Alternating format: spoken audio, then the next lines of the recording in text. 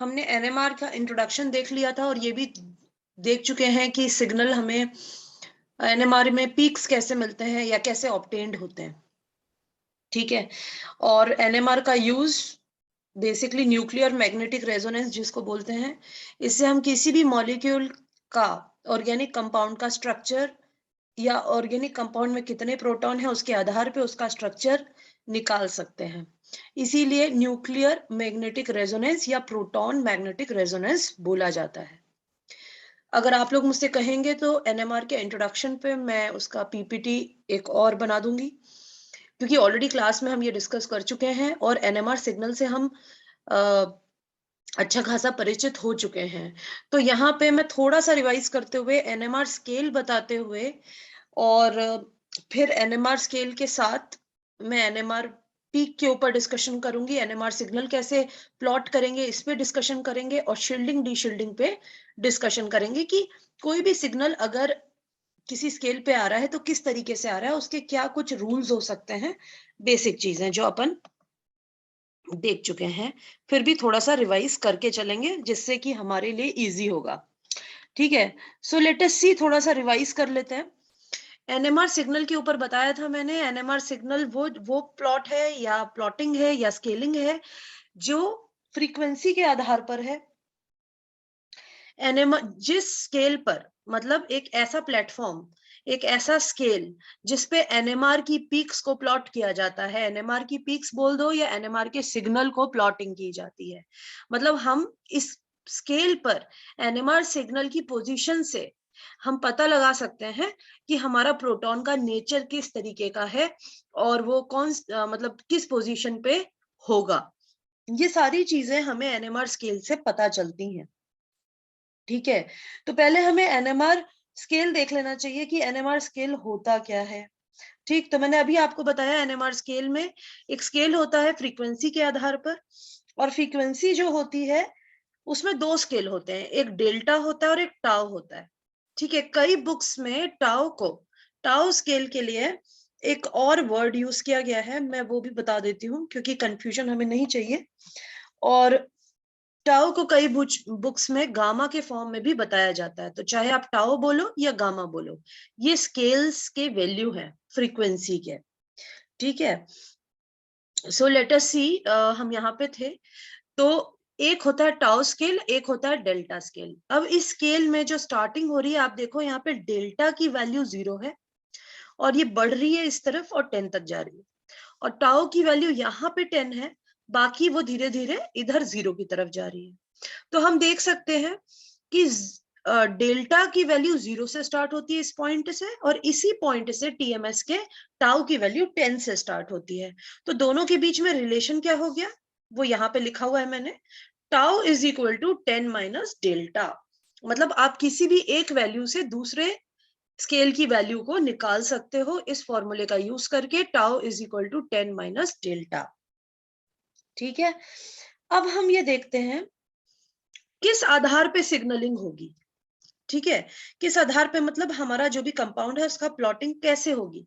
भाई अगर एक छोटी सी बात कही जाए, जस्ट मैं एक डायग्राम बना देती हूँ। ये स्केल है, यहाँ डेल्टा इज इक्वल टू 0 है, ये 1 है, this is 1, this is 2, this is 3, 4, 5, 6। अब मेरा कोई मॉलिक्यूल है, मान लो CH3CH3।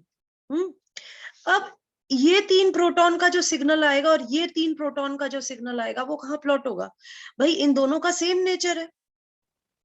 तो कुछ चीजें हमें सिग्नल में प्लॉट करने से पहले, मतलब स्केल पर सिग्नल प्लॉट करने से पहले हमें ये देखना है कि हमें कितने नंबर ऑफ पीक्स मिलेगी, और उन्हीं नंबर ऑफ पीक्स को हम पीक्स मतलब सिग्नल मिलेगा किसी कंपाउंड के लिए, कितना सिग्नल मिलेगा पहले ये देखना जरूरी है, और उसके आधार पर हम एनएमआर का स्केल पर उस सिग्नल को बना सकते हैं।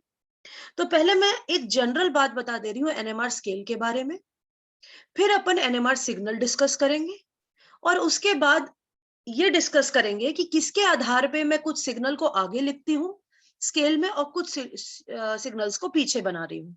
मतलब कुछ शील्डेड है और कुछ डी शील्डेड है। ये शील्डेड डी शील्डेड क्या है ये भी समझना जरूरी है, या अप फील्ड डाउन फील्ड क्या है ये भी समझना जरूरी है। तभी हम सिग्नल कैसा मिल रहा है, किस जगह पे मिल रहा है एनएमआर स्केल में, ये हम पता लगा सकते हैं। ठीक है, और ये केमिकल शिफ्ट जो मैंने लिखा हुआ है ये क्या चीज है? बेसिकली ये सिग्नल केमिकल शिफ्ट को ही बताता है। ये जो स्केल है ना भाई, मान लो मेरा जो सिग्नल आया इस जगह पे आया, यहाँ पे मेरा टीएमएस है, ये एक रेफरेंस है जिसके आधार पर मैं कोई भी दूसरा पीक प्लॉट कर सकती हूँ। ठीक है, तो इसकी दूरी टीएमएस से मेरे सिग्नल की दूरी क्या कहलाती है? केमिकल शिफ्ट कहलाती है।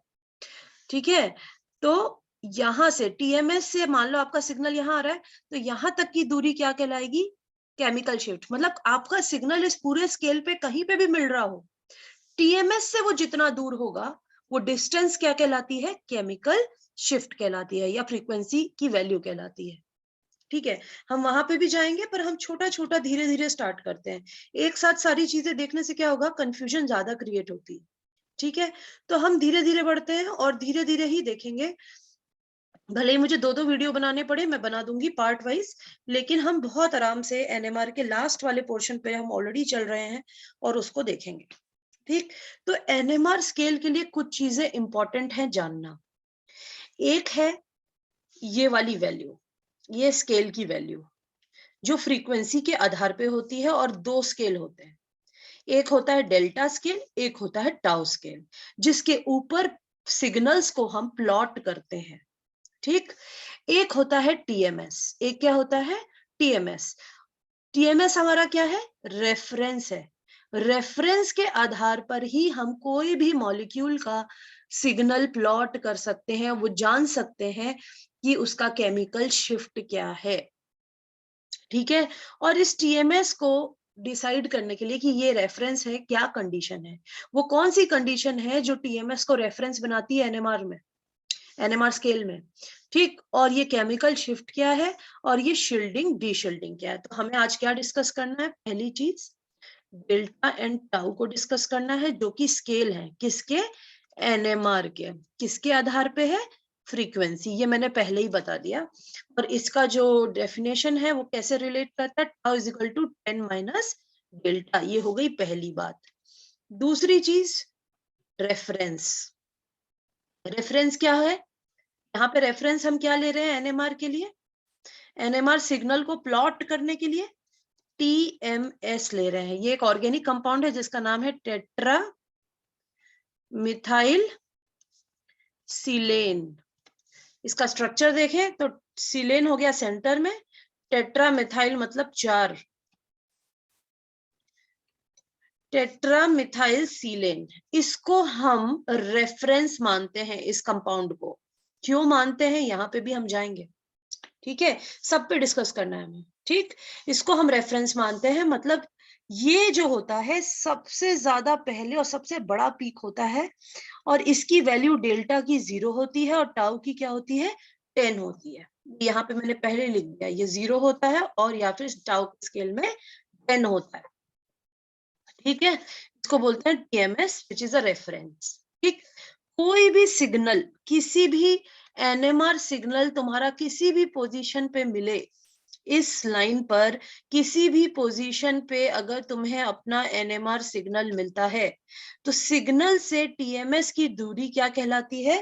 केमिकल शिफ्ट कहलाती है। क्या कहलाती है? Chemical shift. ये बात याद रखना। ठीक, तो इसको बोलते हैं केमिकल शिफ्ट, या आप ऐसे कह सकते हो डेल, है ना, इसको बोलेंगे केमिकल शिफ्ट। सिग्नल की टीएमएस से दूरी।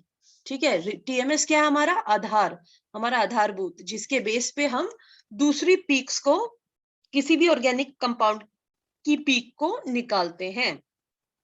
तो वो होता है आपका केमिकल, वो होता है टीएमएस, और टीएमएस से सिग्नल की दूरी क्या कहलाएगी? केमिकल शिफ्ट कहलाएगी। ठीक, first point clear. Second point clear. TMS पे भी जाएंगे कि किस आधार पे हमने इसको माना कि ये रेफरेंस की तरह यूज किया जा सकता है। यहाँ भी जाएंगे अपन, ठीक है। पहले मैं पॉइंट लिख देती हूँ। तीसरा पॉइंट हमें जो ध्यान रखना है एनएमआर स्केल को समझने के लिए, और तीसरा पॉइंट जो हमें ध्यान रखना है वो है शील्डिंग और डीशील्डिंग।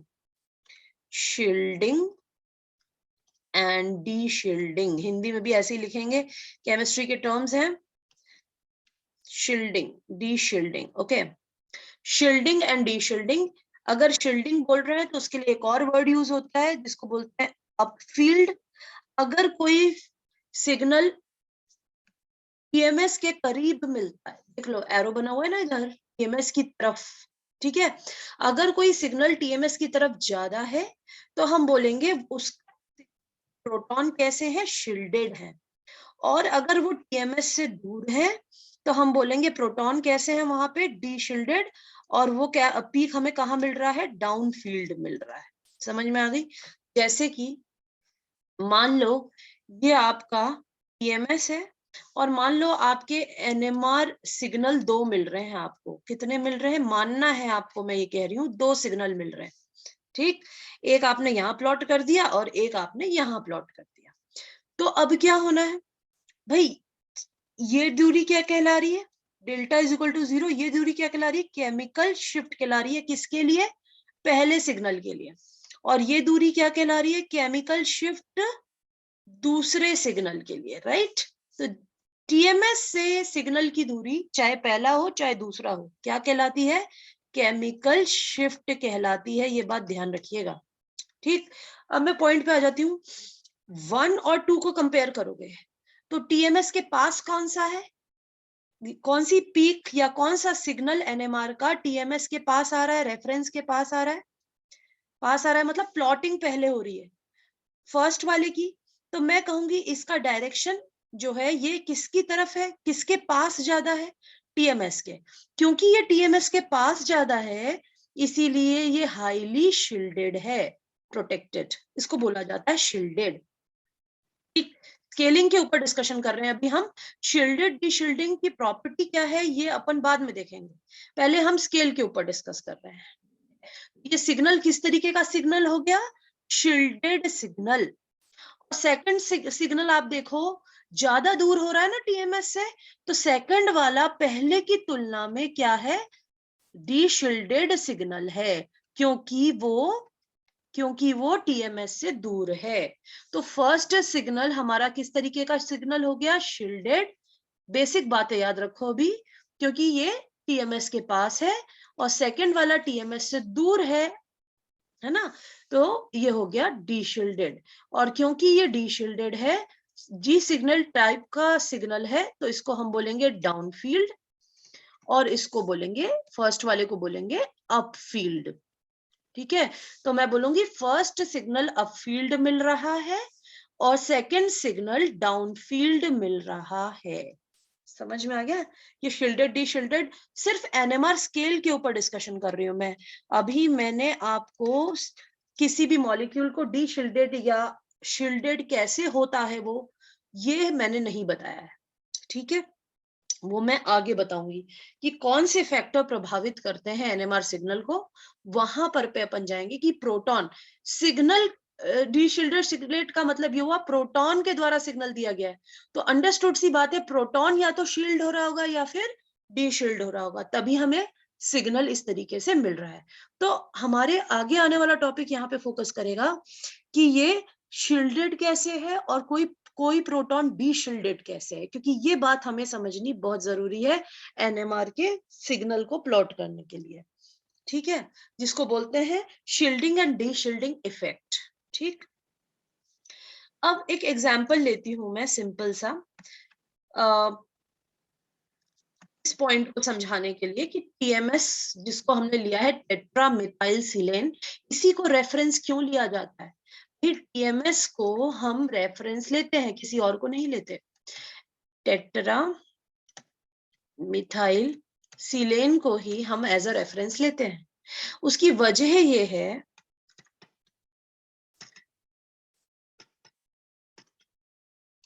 उसकी वजह ये है, पहला वजह कि ये इनर्ट स्वभाव का होता है, ठीक है, नॉन रिएक्टिव होता है।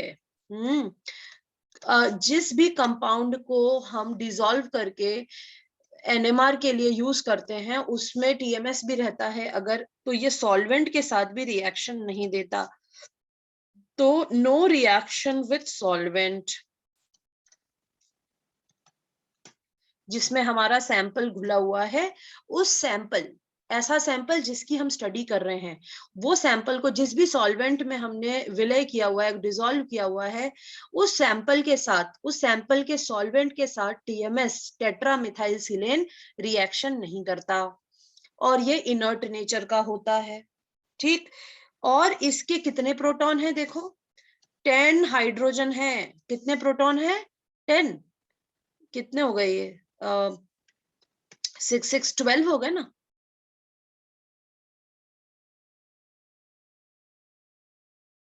सॉरी, इट इज 12, है ना। 12 प्रोटॉन क्या होते हैं? Highly shielded. सब एक तरीके का नेचर है, 12 प्रोटॉन है और सबका नेचर एक जैसा है भाई, सब CH3 CH3 CH3 CH3, और सब डायरेक्टली सिलिकॉन से जुड़े, इनके बगल में कोई दूसरा प्रोटॉन नहीं है या इस तरफ भी कोई दूसरा प्रोटॉन नहीं है, ये सिंगली सारे प्रोटॉन सिलिकॉन से जुड़े हुए हैं और सब एक ही तरीके के प्रोटॉन है। तो हम बोलेंगे 12 हाइड्रोजन या 12 प्रोटॉन कैसे है, ये इक्विवेलेंट है। इनका नेचर कैसा है? इक्विवेलेंट, लगभग एक समान नेचर है। और ये मिल करके 12 इक्विवेलेंट प्रोटॉन एक सिग्नल ही दे रहे हैं, ओनली 1 सिग्नल। हमको 4 सिग्नल नहीं मिलेंगे, हमें एक ही सिग्नल मिल रहा है। और इसीलिए इसका सिग्नल कैसा होता है? स्ट्रॉन्ग होता है, शार्प होता है और बड़ा होता है, लॉन्ग होता है। कैसा होता है? लॉन्ग और शार्प सिग्नल मिलता है। ठीक है, इसीलिए इसको स्टैंडर्ड माना गया, इसीलिए इसको क्या माना गया? एज अ रेफरेंस माना गया, जिसके आधार पे हम किसी भी ऑर्गेनिक कंपाउंड का एनएमआर सिग्नल निकाल सकते हैं। ये पॉइंट क्लियर हो गया। अब हम आ जाते हैं इस पॉइंट को समझने में कि अगर कोई हमें एनएमआर सिग्नल मिल रहा है तो वो कैसे मिल रहा है और वो प्लॉट कैसे हो रहा है। एक जनरलाइजेशन देख लेते हैं, उसके बाद हम डिटेल में जाएंगे डी शील्डिंग और शील्डिंग प्रभाव के ऊपर, क्योंकि डी शील्डिंग शील्डिंग प्रभाव को समझे बिना हम फर्दर प्रभावों को नहीं समझ सकते, उसकी इफेक्ट्स को नहीं समझ सकते, और ये हमको समझना बहुत जरूरी है अगर पीक के बारे में स्टडी करना है। तो जैसे कि मैं आपको एक एग्जांपल देती हूँ CH4, एक एग्जाम्पल देती हूँ CH3 CH3, एक एग्जाम्पल देती हूँ CH3Cl, और एक एग्जाम्पल देती हूँ मैं CH3CH2Cl। सिंपल से एग्जाम्पल दिए हैं समझने के लिए, मैं शॉर्टकट में बना दे रही हूँ। हमेशा स्केल पहले बनाओ। एनएमआर स्केल बना दिया, जिसमें टीएमएस की वैल्यू, डेल्टा की वैल्यू क्या है? 0 है। अब यहाँ पे जो भी वैल्यू हो वो वैल्यू होंगी, और ये बात हमें पता है कि जो पास होगा टीएमएस से वो अपफील्ड है, मतलब कैसा है? शील्डेड। मैं ब्रैकेट में एस लिख दे रही हूँ, समझ जाना, शील्डेड। और इस तरफ जो भी बनेंगे दूर, मतलब टीएमएस से दूर जितने भी बनेंगे वो क्या होंगे? DD, D shielded, DD. Okay, ऐसे याद रखना। तो चलो इस CH4 के लिए हम देते हैं, क्योंकि कितने सिग्नल बनेंगे ये equivalent and non equivalent proton पे भी निर्भर करता है। हमें 5th पॉइंट यहाँ पे क्या लिखना चाहिए? Equivalent and non equivalent proton. भाई ये भी स्केल पे समझ में आ जाता है, बट हम देखते हैं। ठीक है, अब इसमें